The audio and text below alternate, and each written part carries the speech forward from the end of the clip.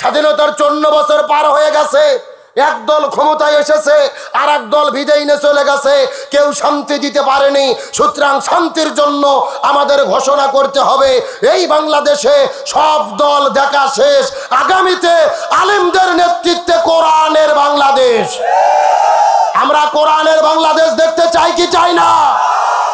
আজকে একটা দৃশ্য দেখার পরে কলিজা শীতল হয়ে গেছে, হৃদয় জুড়িয়ে গেছে।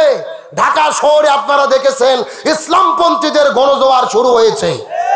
বাংলাদেশের সবগুলো ইসলামী দল এক মঞ্চে বসে গেছেন, জামাত, হেফাজত, খেলাফত, চরমোনাই সবাই এক মঞ্চে উঠে গেছেন। আলহামদুলিল্লাহ বলেন। আমিরে জামাত ডক্টর শফিকুর রহমান, চরমোনাই পীর মুফতি রেজাউল করিম, তার পাশেই দাঁড়িয়ে আছেন আল্লামা মামুনুল হক।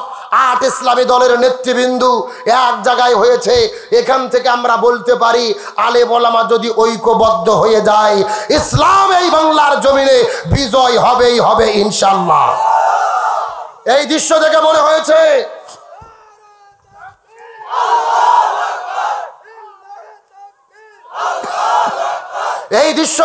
হয়েছে যেই বাংলার জমিনে ইসলাম বিজয় হবে এবং বাংলাদেশে শান্তি কায়েম হবে ইনশাআল্লাহ বলেন। আল্লাহর কোরআন বলেছেন ওয়াতাসিমু বিহাবলিল্লাহি জামিয়াও ওয়ালা তাফাররাকু, তোমরা যদি মুসলমান হও একতাবদ্ধ হও, দলাদলি করো না। কার কথা? আরো জোরে বলেন কার কথা? সুতরাং বাংলাদেশের আলেম সমাজদের বলি, আকীদা মত পার্থক্য ফতোয়াবাজি বন্ধ করেন।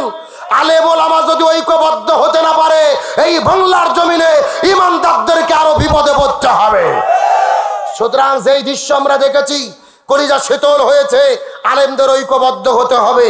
আল্লাহর কোরআন বলেছেন ওয়ালতাকুম মিনকুম উম্মাতুন ইয়াদউনা ইলাল খায়র ইয়ামুরুনা বিল মারুফ ওয়া ইয়ানহাউনা আনিল মুনকার, তোমাদের মধ্যে অবশ্যই একটা দল থাকবে যারা ভালো কাজের আদেশ করবে, অন্যায় কাজে বাধা দেবে।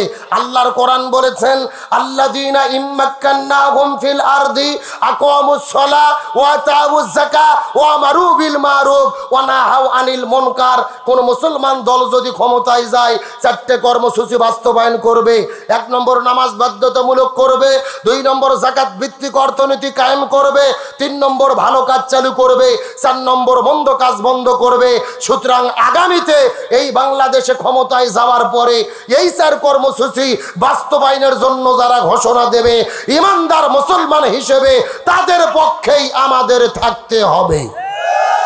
বক্তব্যকে আব্দুল সালাম যুক্তিবাদী না আল্লাহর? আরো জোরে বলেন কার?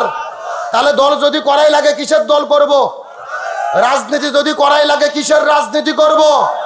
আল্লাহর কোরআন বলেছেন ওয়ামাইয়াবতাগি গায়রাল ইসলামি দীনান ফালাই ইউকবালা মিনহু ওয়া হুয়া ফিল আখিরাতি মিনাল খাসিরিন।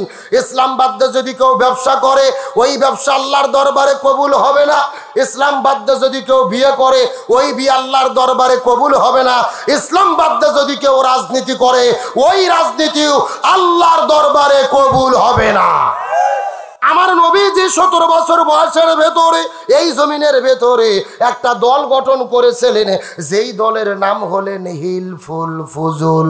কি নাম বললাম? এ মুসলমান ভাইরা গভীর মনোযোগ।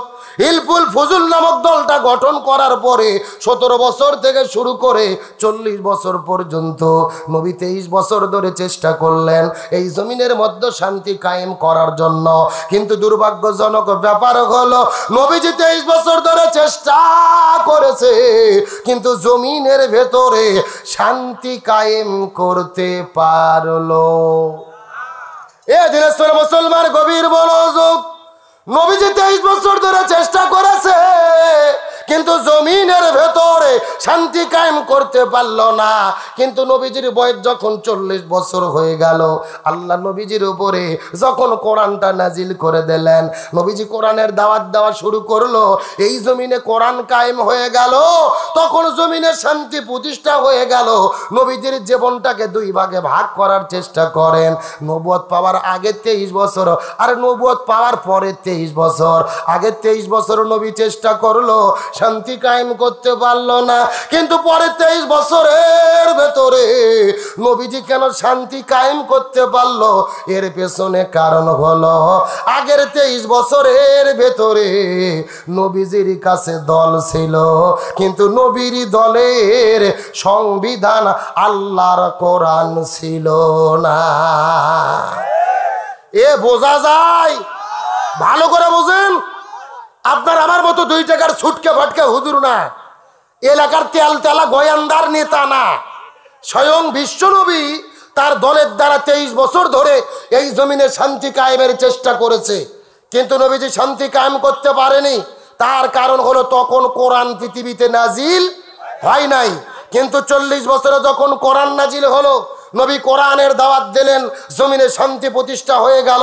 এখান থেকে রসুলের সিরাতের শিক্ষা হলো এই বাংলাদেশের ভেতরে যতগুলো রাজনৈতিক দল আছে শান্তি প্রতিষ্ঠার জন্য ঘোষণা দিচ্ছে, ওই দলের দ্বারা এই জমিনে শান্তি কায়েম সম্ভব হবে না যেই দল আল্লাহর কোরআনের সংবিধান দিয়ে পরিচালিত হয় না। কথা ক্লিয়ার না ভেজাল আছে? কে ভাই, যেই দল নিজেরাই কোরআন দিয়ে চলে না, ওদের নিজেদের ভেতরে তো মারামারি করে 1.5 বছরে 170 জন কুপকাত। কথা বলেন, কথা বলেন। রাসূল হাদিসের মধ্যে বলেছেন, মান ক্বালা বিহি সাদাক, কোরআন দিয়ে যারা কথা বলে একমাত্র পৃথিবীতে তারাই সত্য কথা বলে। ওমান আমিলা বিহি উজিরা, কোরআন দিয়ে যারা আমল করবে আল্লাহ নিজে হাতে তাদেরকে জান্নাতে ঢুকাইয়া দেবে। ওমান হাকামা বিহি আদিলা, রসুল বলেন যারা কোরআন দিয়ে বিচার করে পৃথিবীতে একমাত্র তারাই নাই বিচার করে। ওমান দা ইলাইহি হাদা ফাকাদ হুদিয়া ইলা সিরাতিম মুস্তাকিম, রসুল বলেন কোরআন দিয়ে যারা ডাকে এবং এই ডাকে যারা সাড়া দেয় আল্লাহ উভয় দলকে জান্নাতুল ফিরদাউসের পথে কবুল করে, সিরাতুল মুস্তাকিমের পথে কবুল করে। এখন আমি বগুড়া থেকে অনেক কষ্ট করে সফর করে আপনাদের এই মাহফিলে এসেছি। আমি কোরআন দিয়ে ডাক দিতে চাই, আপনারা কি কোরআনের ডাকে সাড়া দিতে রাজি আছেন? জোরে বলেন, রাজি আছেন? যদি কোরআনের ডাকে সাড়া দিতে রাজি থাকেন, কোরআনের 4টে হক আদায় করতে হবে। চিৎকার করে বলেন কয়টা? 1 নম্বর কোরআন পড়তে হবে, 2 নম্বর কোরআন বুঝতে হবে, 3 নম্বর কোরআন নিজে মানতে হবে, আর 4 নম্বর হলেন কোরআনের বিধান জমিনে বাস্তবায়ন করতে হবে। কয়টা হক বলেছি? গভীর মনোযোগ লক্ষ্য করুন। এই 4টে হক যদি কেউ কোরআনের আদায় করতে পারে, রসুল বলেছেন কোরআন তাদেরকে সুপারিশ করে জান্নাতের ভেতরে ঢুকাইয়া দেবে। এই 4টে হক আমাদের আদায় করতে হবে। কিন্তু গভীর মনোযোগ লক্ষ্য করুন, আপনার ইমাম, আমার ইমাম, 4 ইমামের 1 ইমাম, ইমাম আবু হানিফা রহমতুল্লাহ আলাইহি যতদিন কোরআন পড়েছে তার কোনো বিপদ ছিল না, কোরআন বুঝেছে তার কোনো বিপদ ছিল না, নিজে আমল করেছে তার কোনো বিপদ ছিল না। যখনই তিনি বলেছেন কোরআন দিয়ে জমিনে বিচার ফয়সালা করতে হবে, তখনই ইমাম আবু হানিফা রহমতুল্লাহ আলাইহিকে 2 বছর জেলে বন্দি করে রাখা হয়েছে। ওই জেলখানার ভেতরে বিষ প্রয়োগ করে হত্যা করা হয়েছে। বিশ্বনবী মুহাম্মদ রাসূলুল্লাহ সাল্লাল্লাহু আলাইহি ওয়াসাল্লাম, রসুল যতদিন কোরআন পড়েছে রসুলের কোনো বিপদ ছিল না। রসুল নিজে কোরআন বুঝেছে, রসুলের কোনো বিপদ ছিল না। রসুল নিজে কোরআন মেরেছে, রসুলের কোনো বিপদ ছিল না। কিন্তু যখনই রসুল বলেছেন জমিন যার, আইন চলবে তার, কোরআন দিয়ে রাষ্ট্র পরিচালনা করতে হবে, তখনই আমাদের নবীজিকে 3.5 বছর জেলে বন্দি করে রাখা হয়েছে। তায়েফের ময়দানে রক্ত ঝরানো হয়েছে, উহুদের ময়দানে দন্দার মোবারক শহীদ করা হয়েছে। 1 নয় 2 নয়, আমাদের নবীজিকে 27 বার হত্যার টার্গেটের শিকার করা হয়েছে।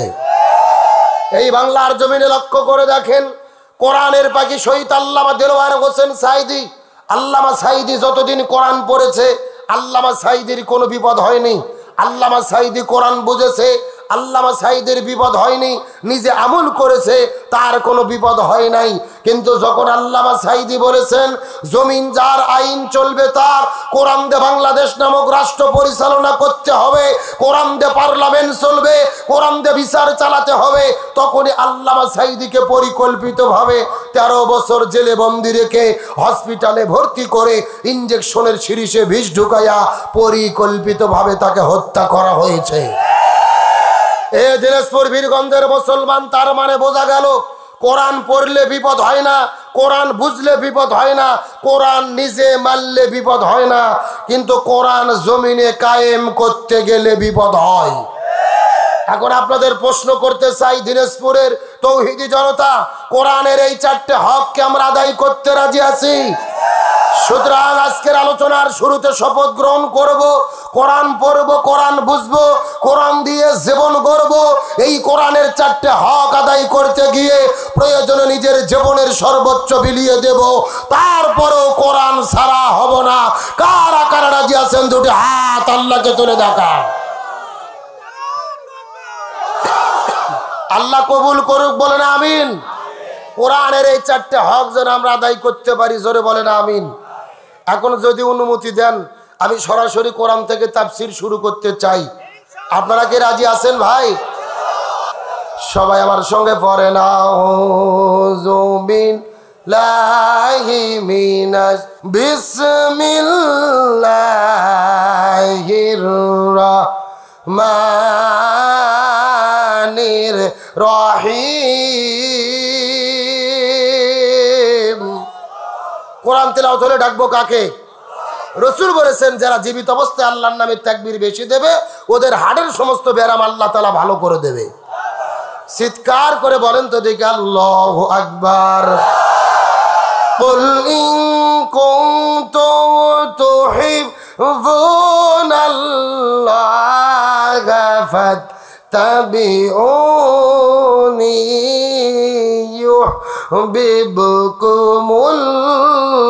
ইউহিব্বুকুমুল্লাহ ওয়া ইয়াগফির লাকুম যুনুবাকুম ওয়াল্লাহু গফুরুর রহিম। সূরা আল ইমরান 3 নম্বর পারার 13 নম্বর পৃষ্ঠার 4 নম্বর লাইন 4 নম্বর উপর 31 নম্বর আয়াতে কারিমা। তাফসীর ইবনে কাসির, তাফসীরে কাবির, তাফসীরে কুরতুবী, তাফসীরে মনির, তাফসীরে মারিফুল কোরআন, তাফসীরে খাজিন, তাফসীরে তাবারি, তাফসীরে ফিজিলালিল কোরআন, তাফসীরে তাফহিমুল কোরআন আয়াতের উপর ভিত্তি করে 1 নয় 2 নয় অন্তত 10টা তাফসীর গ্রন্থ আমি দেখেছি। এই আয়াতের ভেতরে আল্লাহ তাআলা এত পরিমাণ কথা বলেছেন, এই আয়াতের উপর ভিত্তি করে বর্তমান প্রেক্ষাপটকে মিল করে যদি আলোচনা শুরু করা হয়, আলোচনা চলতে চলতে দিনের পর দিন চলে যাবে, মাসের পরে মাস চলে যাবে, তারপরও আলোচনা শেষ হবে না। জোরে বলা যাবে কি মারহাবা? এটা কোরআনের মুজিজা। কোরআনের আলোচনা শুরু হবে কিন্তু শেষ হবে। এটা কার বক্তব্য? আমার আল্লাহ রাব্বুল আলামিন বলেন, ওয়ালাউ আন্না মা ফিল আরদি মিন শাজারাতিন আকলামুন ওয়াল বাহরু ইয়ামুদ্দুহু মিন বাদিহি সাবআতু আবহুরিম মা নাফিদাত কালিমাতুল্লাহ ইন্নাল্লাহা আজিজুন হাকীম। সূরা লোকমান 21 নম্বর পারার 12 নম্বর পৃষ্ঠার 13 নম্বর লাইন 27 নম্বর আয়াতে কারিমা। তাফসীর ইবনে কাসিরের মধ্য থেকে বলতেছি, আল্লাহ রাব্বুল আলামিন বলে, এ পৃথিবীর মানুষেরা ভালো করে বোঝার চেষ্টা করো, আমি তোমাদেরকে যে কোরআন দান করেছি, এই কোরআনের যদি কেউ একটা শব্দের ব্যাখ্যা করতে চায়, চিৎকার করে বলেন তো দেখি কয়টা শব্দ? আরো জোরে। যদি কেউ একটা শব্দের ব্যাখ্যা করতে চায়, আর একটা শব্দের ব্যাখ্যা করার জন্য আমি আল্লাহ তাআলা তামাম পৃথিবীতে যত বৃক্ষ সৃষ্টি করেছি, মিন শাজারাতিন আকলামুন, সমস্ত বৃক্ষগুলিকে কেটে কেটে যদি তারা কলম বানায়, ওয়াল বাহরু ইয়ামুদ্দুহু, আর সমুদ্রের পানিগুলোকে যদি তারা কালি বানায়া নেয়, তামাম পৃথিবীর বৃক্ষ কলম আর 7 সমুদ্রের পানি একত্রিত করে যদি তারা লেখা শুরু করে, লিখতে লিখতে তামাম পৃথিবীর বৃক্ষ কলম ফুরে যাবে, 7 সমুদ্রের পানি কালিও ফুরে যাবে, তারপর কোরআনের একটা শব্দের ব্যাখ্যা লিখে কখনোই শেষ করা যাবে না। আচ্ছা মানুষ বলো দেখি রাত্রি কেন কালো, সূর্য বলো কোথা থেকে পাইলো এত আলো, ফুলগুলো নানান রঙের কেমন করে হয়, পাতাগুলো সবুজ বটে ফুলের মতো নয়, দুধ কেনে এত সাদা মরিচ কেনে ঝাল, আমগুলো পাকলে বলো কেমনে হয় তা লাল, আর পশু পাখি কয় না কথা মানুষ কেনে কয়, বলো মানুষ বলো দেখি কিভাবে তা হয়, ভাবি সবই মহান প্রভুর দান, নত শিরে সেজদা করো হে মুসলমান, আরে ডিমগুলো একই রকম পার্থক্য নেই মোটে, তবে সাদা কালো বাচ্চাগুলো কেমন করে ফোটে, আমরা সবাই বাস করি এই পৃথিবীর অঙ্গে, হাতের লেখা মুখের চেহারা মেলে না কারো সঙ্গে, আর মেলে না গলার আওয়াজ আঙুলগুলোর টিপ, আল্লাহ তাআলা একজন আছেন প্রমাণ হলো ঠিক, চিৎকার করে বলেন মারহাবা, জোরে লা ইলাহা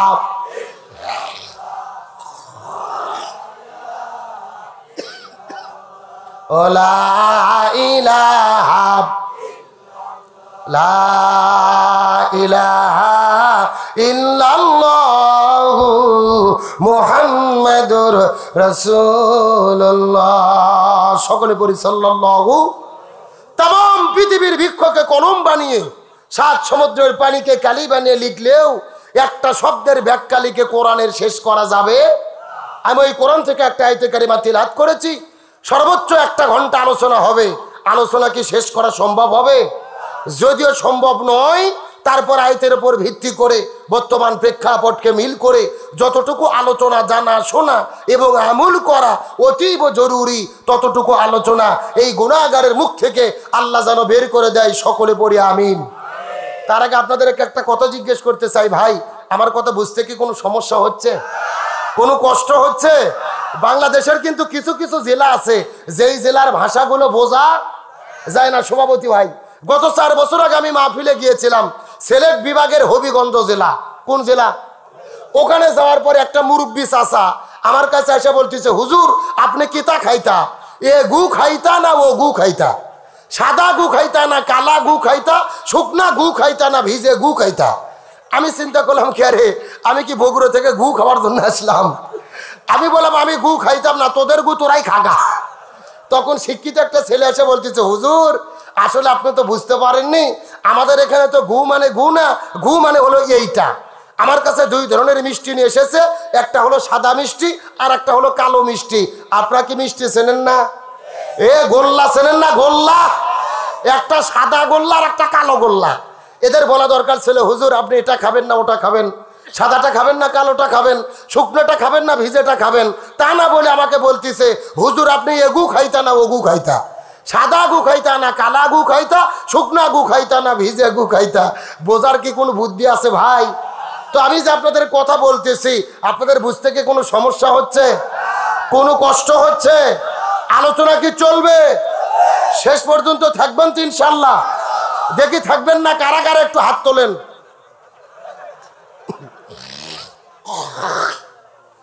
এইবার বোঝা গেল আপনার কয় নম্বর শ্রোতা। এ সত্য সত্য কারা কারা শেষ পর্যন্ত থাকবেন, একটু হাত উঠান তো দেখি। লিল্লাহে তাকবীর। এ সাউন্ড হয়নি, হাত টান টান করে ওখান থেকে মুষ্টি মুষ্টি। এ মুরবি মুরবি মুরবি, হাত উঠে নাই ছেলে, সবাই একসঙ্গে টান টান করে, সবাই একটু গলা কাকার দান তো দেখে। হ্যাঁ, লিল্লাহে তাকবীর। আল কোরআনের আলো, আল হাদিসের আলো, কোরআন আছে যেখানে, হাদিস আছে যেখানে, লিল্লাহে তাকবীর। আলহামদুলিল্লাহ বলেন। আপনারা সবাই কিন্তু হাত তুলে ওয়াদা করলেন শেষ পর্যন্ত থাকবেন। এখন না থেকে যদি উঠে চলে যান, ওয়াদা ভঙ্গ করা কিসের লক্ষণ? আরো জোরে বলেন। আপনারা কি মুনাফিক হতে চান? মুনাফিক হতে চান কি চান না? এটা আখেরি মোনাজাতের আগে বোঝা যাবে। জোরে বলেন কিসের আগে? খালি লক্ষ্য করে দেখেন কারা কারা উঠে যায়। আল্লাহ তাআলা শেষ পর্যন্ত আমাদের থাকার মতো তৌফিক দান করুক, বলেন আমিন। আর জোরে বলেন আমিন। আমার প্রিয় বন্ধুগণ, মুসলমান ভাইরা গভীর মনোযোগ লক্ষ্য করুন। কোনো দিকে নজর নাই, কোনো দিকে তাকাতাকি নাই। নির্দিষ্ট আয়াতের উপরে কিছু কথা বলার পরে বিদায় নিয়ে চলে যাওয়ার চেষ্টা করব। আমি যে আয়াতে কারিমা আপনাদের মধ্যে তিলাওয়াত করেছি, আল্লাহ তাআলা সর্বপ্রথম নবীকে ডাক দিয়ে বললেন কুল। আল্লাহ আমরের সিগা ব্যবহার করে নবীকে আদেশ করলেন, কুল হে রাসূল, আপনি তামাম পৃথিবীর মানুষদেরকে জানাইয়া দেন, তামাম পৃথিবীর মানুষদেরকে বলে দেন, মানুষেরা যদি আমি আল্লাহ আমার ভালোবাসা পেতে চাই, আমি আল্লাহ আমার সান্নিধ্য লাভ করতে চাই, এখন আমি আপনাদের জিজ্ঞাসা করি, বলেন তো এ দিনাজপুর বীরগঞ্জের মুসলমান, আমরা আল্লাহর ভালোবাসা চাই কি চাই না? আল্লাহর সন্তুষ্ট চাই কি চাই না? লক্ষ্য করে বোঝার চেষ্টা করেন। আল্লাহ বলেন, ইয়া রাসূলুল্লাহ, তামাম পৃথিবীর মানুষদেরকে বলে দেন, মানুষেরা যদি আমি আল্লাহ আমার ভালোবাসা পেতে চাই, তাদেরকে একটা মাত্র আমল করতে হবে। সেই আমল হলো সবাইকে জানাইয়া দেন, ফাত্তাবিউনি, মানুষেরা যেন আপনি নবী আপনাকে অনুসরণ করে। সুবহানাল্লাহ বলেন। আপনাকে কি করে? সবাই জবান খোলেন, কি করে? ভালো করে বোঝার চেষ্টা করবেন। জীবনে বহুদিন এই আয়াতের আলোচনা দিনাজপুর জেলার হুজুরদের মুখে শুনেছেন, অনেক হুজুর আলোচনা করেছে। তাহলে তারা যেন আপনি নবী আপনাকে ভালোবাসে, এরকম শুনেছেন না? ভালো করে বোঝেন। আমরা নবীকে অবশ্যই ভালোবাসবো। নবীকে ভালোবাসা হলো ঈমানের অংশ। রাসূল হাদিসের মধ্যে বলেছেন, লা ইউমিনু আহাদুকুম হাত্তা কুনা হাব্বা ইলাইহি মিন ওয়ালিদিহি ওয়া ওয়ালাদিহি ওয়ান নাসি আজমাইন। ওই ব্যক্তি প্রকৃতপক্ষে ঈমানদার হতে পারবে না যে নিজের জীবনের চেয়ে, সম্পদের চেয়ে, সন্তানের চেয়ে নবীকে বেশি ভালোবাসতে না পারবে। সুবহানাল্লাহ বলেন।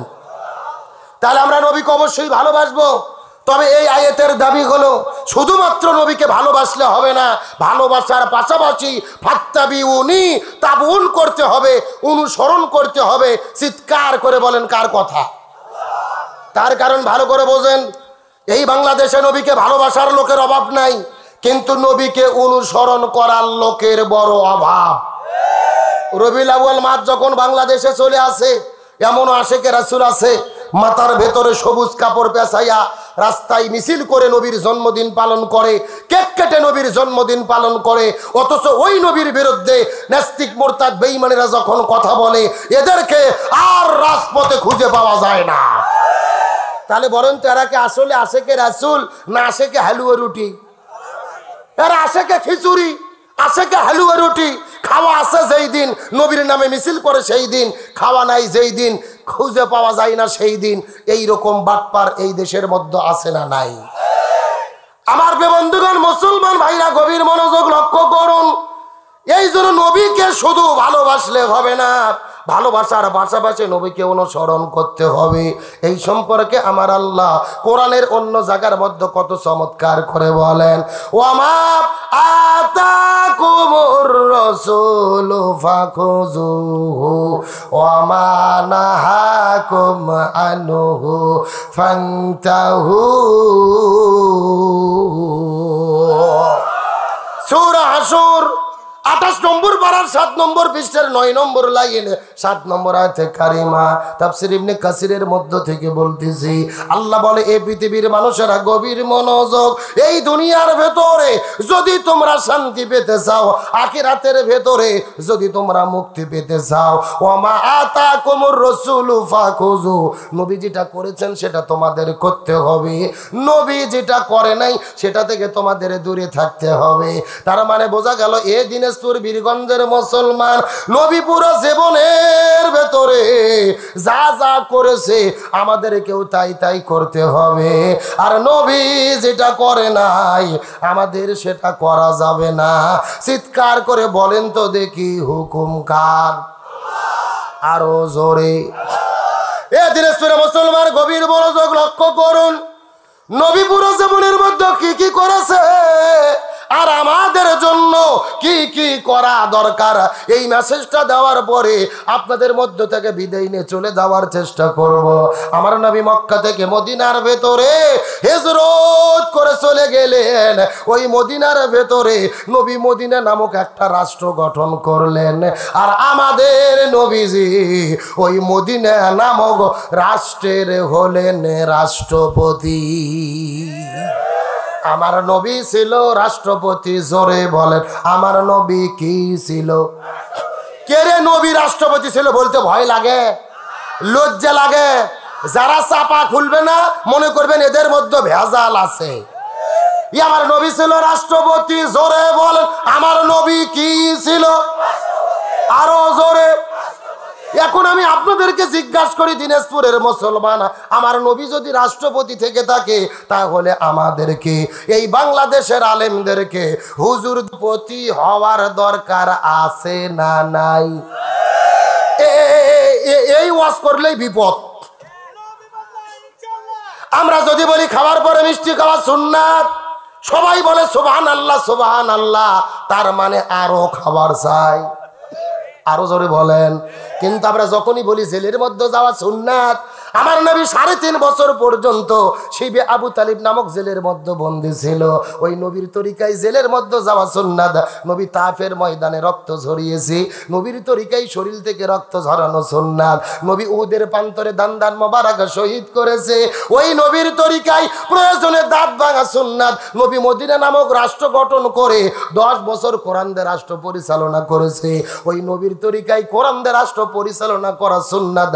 তখন কিছু লোক লাভ দিয়ে উঠে বলে যে আব্দুল সালাম যুক্তিবাদী হুজুর মনে হয় রাজনীতি করে। এ কথা বলেন, কথা বলেন। এদের কাছে নামাজ রোজা হজ যাকাত রাজনীতি মনে হয় না, জিকির তাসবিহ রাজনীতি মনে হয় না। নবীর তরিকায় জেলে বন্দী হওয়া, নবীর তরিকায় জিহাদ করা, নবীর তরিকায় রক্ত দেওয়া, নবীর তরিকায় কোরআন দিয়ে রাষ্ট্র পরিচালনা করা রাজনীতি মনে হয়। এরা কপাল পোড়া, আমার নবীজির সিরাতকে তারা বুঝতে পারে না। অত সোজা নয়। আমার নবী ছিল মসজিদুন নববীর ইমাম, আবার মদিনা নামক রাষ্ট্রের রাষ্ট্রপতি। তার মানে বোঝা গেল রসুলের সিরাতের শিক্ষা, যিনি মসজিদের ইমাম হবে তাকেই সমাজের ইমাম হতে হবে। আপনাদের ইউনিয়ন পরিষদের সবচাইতে বড় মসজিদের ইমাম যিনি হবে তাকেই এই ইউনিয়ন পরিষদের চেয়ারম্যান হতে হবে। আপনাদের এই বীরগঞ্জ এলাকার ভেতরে সবচেয়ে বড় মসজিদে জুমার দিনে কোরআন থেকে খুতবা দেওয়ার যিনি যোগ্যতা রাখে তাকেই আগামীতে এমপি হতে হবে। এই বাংলাদেশের কেন্দ্র মসজিদ বাইতুল মুকাররমের ভেতরে জুমার দিনে খুতবা দেওয়ার যিনি যোগ্যতা রাখে তাকে আগামীতে বাংলাদেশের রাষ্ট্রপতি প্রধানমন্ত্রী হতে হবে। কথা ক্লিয়ার না ভেজাল আছে? কিন্তু আমরা হুজুর করে বাটে ভাগ করে দিছি যে হুজুরদের কাজ শুধু মসজিদে নামাজ পড়াবে, মাদ্রাসাতে যাইয়া বোখারি পড়াবে, পীরের দরবারে যে জিকির করবে, মানুষ মরে গেলে জানাজা, 7 দিনে গরু জব আর 40 দিনে খাওয়া দাওয়া, বাস। হুজুরদের আর কোনো দায়িত্ব নেই। আমরা মসজিদ মাদ্রাসা পীরের খানকা শরীফ ভাগ করে বাটে নিয়ে বসে আছি। এই সুযোগে জালেমেরা পুরো জমিন দখল করছে। গভীর মনোযোগ ভালো করে বোঝার চেষ্টা করেন। আল্লাহ সর্বপ্রথম মানুষ সৃষ্টি করার আগে বলেছিলেন ওয়াইজ ক্বালা রাব্বুকা লিল মালাইকাতি ইন্নী জাইলুন ফিল আরদি খলিফা। আল্লাহ কিন্তু বলেনি ফিল মসজিদে খলিফা, আমি মসজিদে খলিফা পাঠাবো, ফিল মাদ্রাসায়ে খলিফা, আমি মাদ্রাসাতে খলিফা পাঠাবো, ফিল খানকায়ে খলিফা, আমি খানকাতে খলিফা পাঠাবো। আল্লাহ বলছে না ফিল আরদি খলিফা, আমি জমিনে খলিফা পাঠাতে চাই। তার মানে বোঝা গেল আলেমদের দায়িত্ব শুধু মসজিদ মাদ্রাসা আর পীরের খানকা নয়, আলেমদের দায়িত্ব হলো পুরো জমিনের নেতৃত্ব দেওয়া। কথা ক্লিয়ার না ভেজাল আছে? আমার বন্ধুগণ মুসলমান ভাইরা গভীর মনোযোগ। আমার নবীজি জমিনের মধ্যে কেমনে শান্তি কায়েম করবেন বিষয়টা কত চমৎকার করে মেসেজ দিলেন। নবীজি বিদায় হজের দিনে 100 লক্ষ সাহাবীদের সামনে বক্তব্য রাখলেন, তারাকতু ফীকুম আমরাইন লান তাদিল্লু মা তামাসসাকতুম বিহিমা কিতাবাল্লাহি ওয়া সুন্নাত রাসূলি। রাসূল বলে, সাহাবীরা রে, আমি তোমাদের ভেতরে 2টা জিনিস রেখে যাচ্ছি, এই 2টা জিনিস যদি তোমরা আঁকড়ে ধরতে পারো কখনোই পথভ্রষ্ট হবে না। 1 নাম্বার কিতাব আল্লাহ, আল্লাহর কিতাব কোরআন, আর 2 নাম্বার সুন্নাত রাসূলি, রাসূলের সুন্নাত হাদিস। তার মানে বোঝা গেল কোরআন সুন্নাহ ছাড়া এই জমিনে শান্তি পাওয়া যাবে। আমার বন্ধুগণ, মুসলমান ভাইরা গভীর মনোযোগ লক্ষ্য করুন। আমার নবী যে 17 বছর বয়সের ভেতরে এই জমিনের ভেতরে একটা দল গঠন করেছিলেন, যেই দলের নাম হলেন হিলফুল ফুজুল। কি নাম বললাম? এ মুসলমান ভাইরা গভীর মনোযোগ।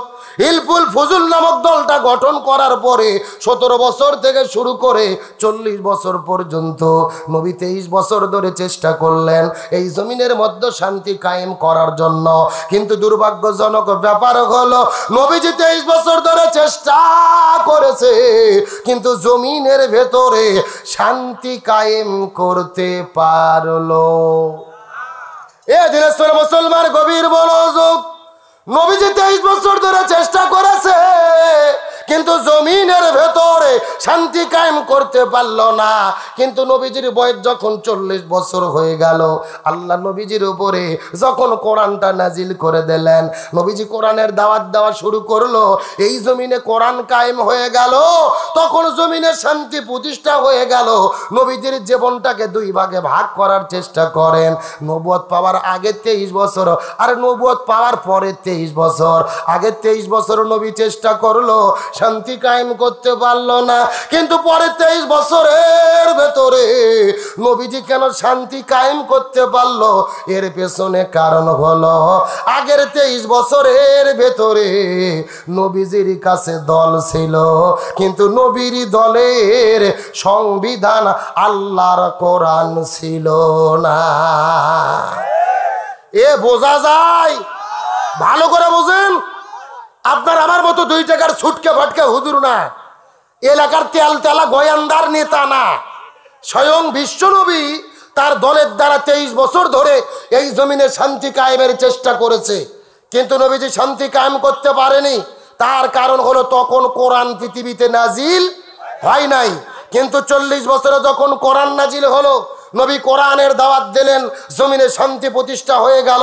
এখান থেকে রাসূলের সিরাতের শিক্ষা হলো, এই বাংলাদেশের ভেতরে যতগুলো রাজনৈতিক দল আছে শান্তি প্রতিষ্ঠার জন্য ঘোষণা দিচ্ছে, ওই দলের দ্বারা এই জমিনে শান্তি কায়েম সম্ভব হবে না, যেই দল আল্লাহর কোরআনের সংবিধান দিয়ে পরিচালিত হয় না।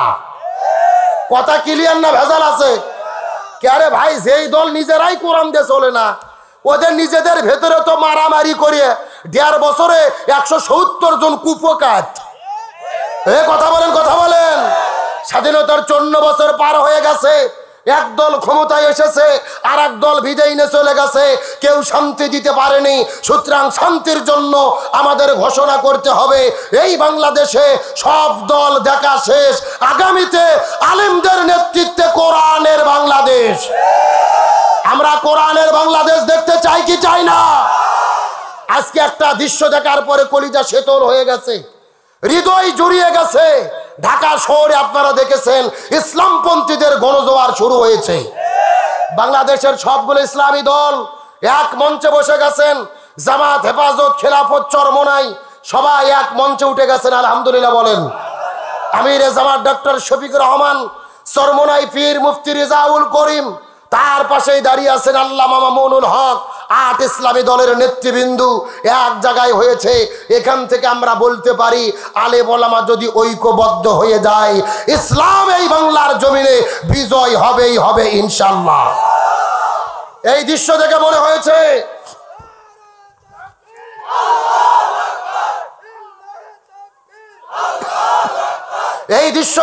হয়েছে যেই বাংলার জমিনে ইসলাম বিজয় হবে এবং বাংলাদেশে শান্তি কায়েম হবে ইনশাআল্লাহ বলেন। আল্লাহর কোরআন বলেছেন, ওয়াতাসিমু বিহাবলিল্লাহি জামিয়াও ওয়ালা তাফাররাকু, তোমরা যদি মুসলমান হও, একতাবদ্ধ হও, দলাদলি করো না। কার কথা? আরো জোরে বলেন কার কথা? সুতরাং বাংলাদেশের আলেম সমাজদের বলি, আকীদা মত পার্থক্য ফতোয়াবাজি বন্ধ করেন। আলেম ওলামা যদি ঐক্যবদ্ধ হতে না পারে, এই বাংলার জমিনে ইমানদারদেরকে আরো বিপদে পড়তে হবে। সুতরাং যেই দৃশ্য আমরা দেখেছি, কলিজা শীতল হয়েছে। আলেমদের ঐক্যবদ্ধ হতে হবে। আল্লাহর কোরআন বলেছেন, ওয়ালতাকুম মিনকুম উম্মাতুন ইয়াদউনা ইলাল খায়র ইয়ামুরুনা বিল মারুফ ওয়া ইয়ানহাউনা আনিল মুনকার। তোমাদের মধ্যে অবশ্যই একটা দল থাকবে যারা ভালো কাজের আদেশ করবে, অন্যায় কাজে বাধা দেবে। আল্লাহর কোরআন বলেছেন, আল্লাযীনা ইম্মাক্কান্নাহুম ফিল আরদি আকামুস সালাহ ওয়া আতাউজ যাকাত ওয়া আমারু বিল মারুফ ওয়া নাহাউ আনিল মুনকার। কোন মুসলমান দল যদি ক্ষমতায় যায়, চারটে কর্মসূচি বাস্তবায়ন করবে। 1 নম্বর নামাজ বাধ্যতামূলক করবে, 2 নম্বর যাকাত ভিত্তিক অর্থনীতি কায়েম করবে, 3 নম্বর ভালো কাজ চালু করবে, 4 নম্বর মন্দ কাজ বন্ধ করবে। সুতরাং আগামীতে এই বাংলাদেশে ক্ষমতায় যাওয়ার পরে এই 4 কর্মসূচি বাস্তবায়নের জন্য যারা ঘোষণা দেবে, ইমানদার মুসলমান হিসেবে তাদের পক্ষেই আমাদের থাকতে হবে। বক্তব্যকে আব্দুল সালাম যুক্তিবাদী না আল্লাহর?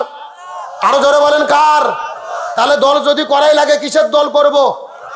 রাজনীতি যদি করাই লাগে, কিসের রাজনীতি করব? আল্লাহর কোরআন বলেছেন, ওয়ামাইয়াবতাগি গায়রাল ইসলামি দীনান ফালাই ইউকবালা মিনহু ওয়া হুয়া ফিল আখিরাতি মিনাল খাসিরিন। ইসলাম বাদ যদি কেউ ব্যবসা করে, ওই ব্যবসা আল্লাহর দরবারে কবুল হবে না। ইসলাম বাদ যদি কেউ বিয়ে করে, ওই বিয়ে আল্লাহর দরবারে কবুল হবে না। ইসলাম বাদ যদি কেউ রাজনীতি করে, ওই রাজনীতিও আল্লাহর দরবারে কবুল হবে না।